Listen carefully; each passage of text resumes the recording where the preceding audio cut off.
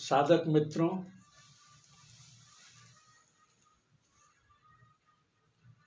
स्वागत, अभिनंदन।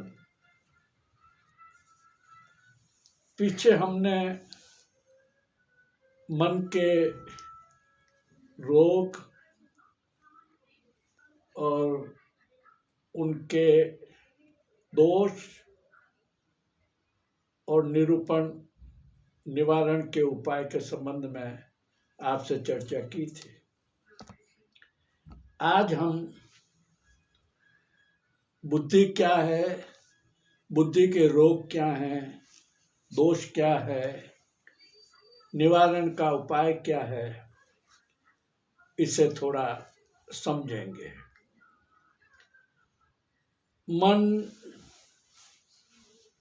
मन में संकल्प विकल्प उठते रहते हैं। उन संकल्प विकल्पों को समेटकर समग्र रूप से जो प्राण शक्ति है वो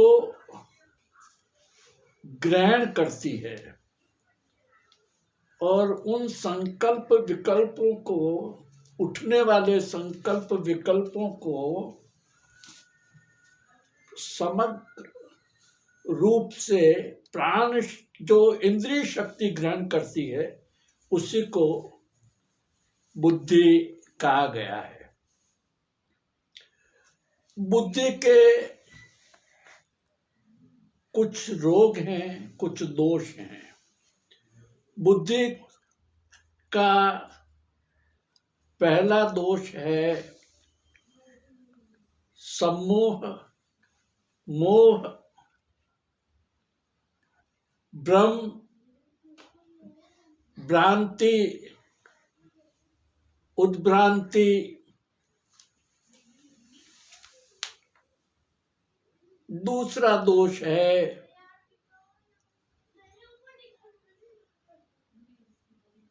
भ्रम और भ्रांति। पहला रोग जो सम्मोह मोह है वो सबसे ज्यादा अनर्थकारी है। इसके अलावा बुद्धि के और भी दोष हैं जो जैसे जड़ता है, अस्थिरता है, चंचलता है, ये सब भी बुद्धि के दोष हैं। अब हमने देखा कि बुद्धि क्या है और बुद्धि के दोष क्या है। अब बुद्धि के जो दोष हैं उन दोषों का निवारण कैसे होगा। पहली तो बात कि बुद्धि भ्रम पैदा करती है।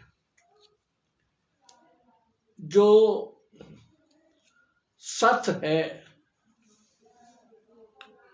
उसे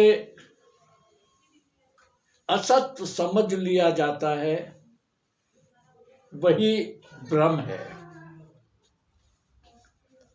जो बुद्धि से दिखाई देता है। अब सत और असत को कैसे जाने।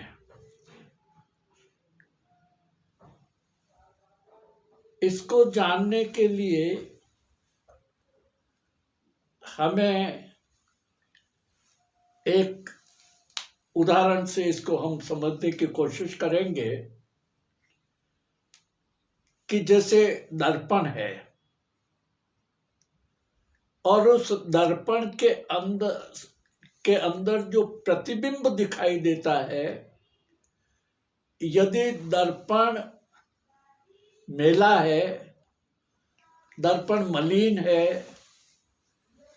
तो जो उसमें उस पे जो प्रतिबिंब दिखाई देगा वो भी मलिन होगा, दूषित होगा।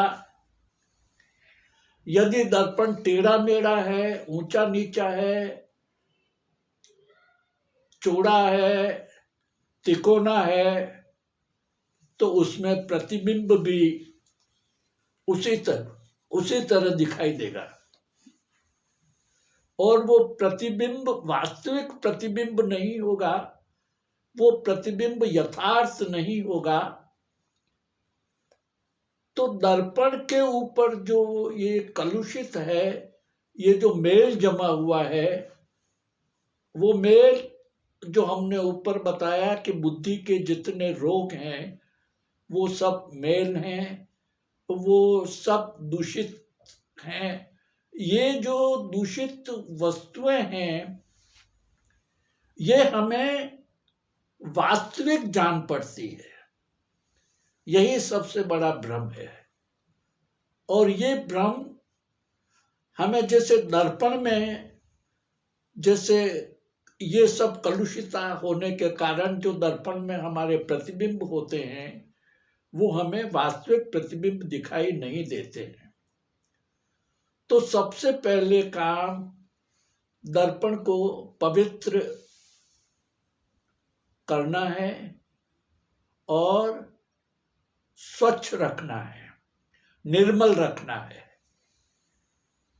अब ये दर्पण क्या है? तो ध्यानियों ने, ऋषियों ने, योगियों ने बताया है कि मन एक दर्पण है। और ये मन जो दर्पण है, ये मन जो है वो प्रतिबिंब करता है, देखता है। तो एक तो मन के ऊपर दोष है, और ये सब कलुषित प्रतिबिंब आते हैं। तो दो बातें हुई। एक तो दर्पण मलिन होने के कारण प्रतिबिंब भी मलिन दिखाई देता है। जो है, जो वास्तव में है वो नहीं दिखाई देता, जो सत्य है वो नहीं दिखाई देता है, और हम सत्य को ही असत्य समझ लेते हैं। यही सबसे बड़ा भ्रम है। तो हम ऐसे समझें कि यदि हम दर्पण को साफ करें तो क्या हमारा प्रतिबिंब यथार्थ आएगा? क्या हमारा प्रतिबिंब सत्य होगा? तो क्या हम दर्पण को ही साफ करते रहें? तो यहां हम समझ रहे हैं कि दर्पण मेला है, इसलिए हमारे को यथार्थ, हमारे को सत्य असत्य जो है वो सत्य के रूप में दिखाई देता है। ये भी एक भ्रम है। अब हमें मन अगर दर्पण है तो हमें दर्पण के साथ साथ जो उसके ऊपर कलुषित, जो उसके ऊपर बुद्धि के दोष हैं जो ऊपर बताए गए हैं, उनको भी साफ करना होगा। अब ध्यानियों ने कहा है कि ध्यान के अंदर जब दर्पण ही नहीं रहेगा तो आप कलुषित कैसे रहेंगे? क्योंकि मन एक दर्पण है। यदि ध्यान में मन ही विलीन हो जाता है तो फिर न तो दर्पण में कोई विकार है और न फिर आपके यथार्थ में कोई भेद है। इसके लिए जो सत असत, असत सत को असत दिखाई देता है और असत सत होता है। इस भ्रम को तोड़ने के लिए इन इंद्रियों को शिथिल करके, इंद्रियों को इच्छा निरोध, निर्विकार, निर्विचार लाने के लिए मन को अमन करना होता है। और मन अमन कब होता है? जब आप ध्यान की गहराई में जाते हैं।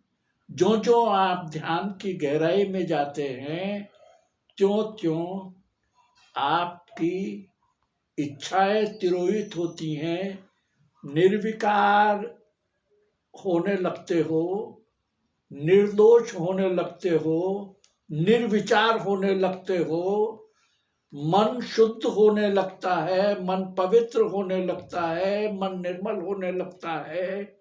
और जब मन निर्मल हो जाता है तो फिर बचता क्या है? कुछ भी नहीं बचता है। यही ध्यान के माध्यम से, इसीलिए हमने अंतर ऊर्जा ध्यान की विधि में हमने जो बताया है, उसमें हम जो जो ध्यान की गहराई में चले जाते हैं तो एक स्थिति आती है कि मन विलीन हो जाता है, मन अमन हो जाता है। और जब मन अमन हो जाएगा, जब मन विलीन हो जाएगा, तो फिर सत को सत ही रहेगा। वो सत असत को सत नहीं समझा जा सकता है। फिर असत और सत के भेद का पता लगता है और जो बचता है वो सत ही बचता है। ध्यान में, अंतर ऊर्जा ध्यान में धीरे धीरे जब हम गहराई में जाते हैं तो ये जब सारे निर्विकार, बुद्धि के निर्विकार, मन के निर्विचार, इंद्रियों का निरोध, ये जब सब हो जाता है और जब हम ठहर जाते हैं, ठहरने की स्थिति आती है, ध्यान में आती है। और उस ध्यान का कोई और परिभाषा नहीं है। ध्यान है स्वयं का, स्वयं में, स्वयं के द्वारा ठहर जाना। अब कुछ हिलता ही नहीं, अब कुछ हिलता डुलता नहीं, अब कोई कंपन नहीं है बाहर से, मन से, मन में कोई कंपन नहीं है, ठहर जाता है, मन होता ही नहीं। तो फिर सब जो असत है वो सब समाप्त हो जाता है और सत हो जाता है। यथार्थ ही यथार्थ, और वो यथार्थ ही ज्ञान है।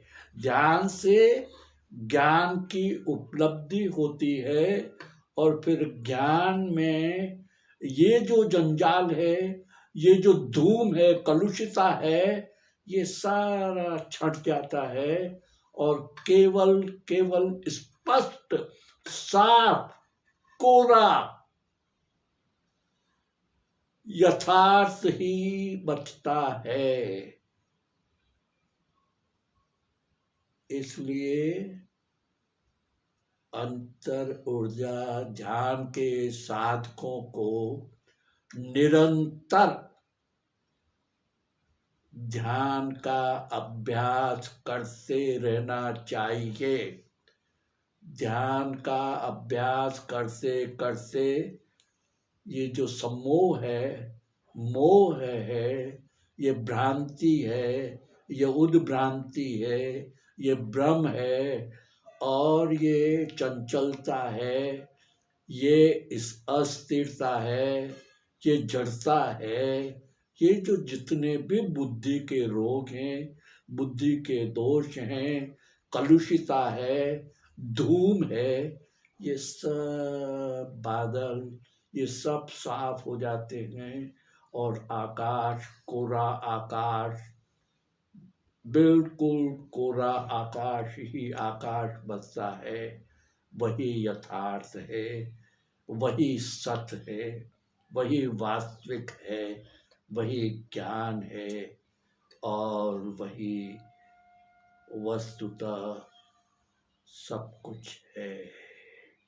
बस इस ध्यान से मन और बुद्धि के जितने भी दोष हैं वो सब उनसे निवारण हो जाते हैं। सबका निवारण, इन रोगों का निवारण होता है।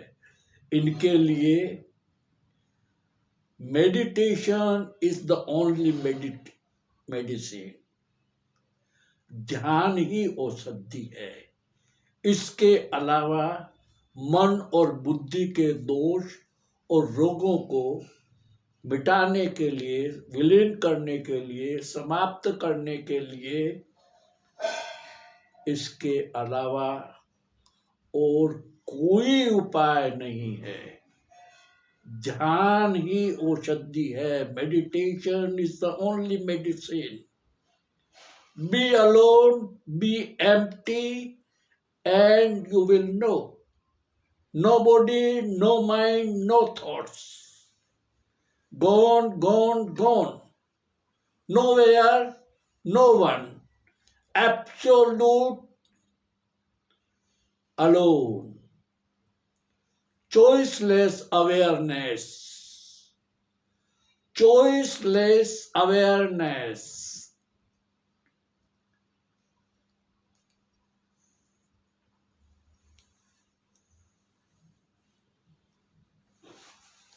शांति, शांति, शांति, शांति, शांति।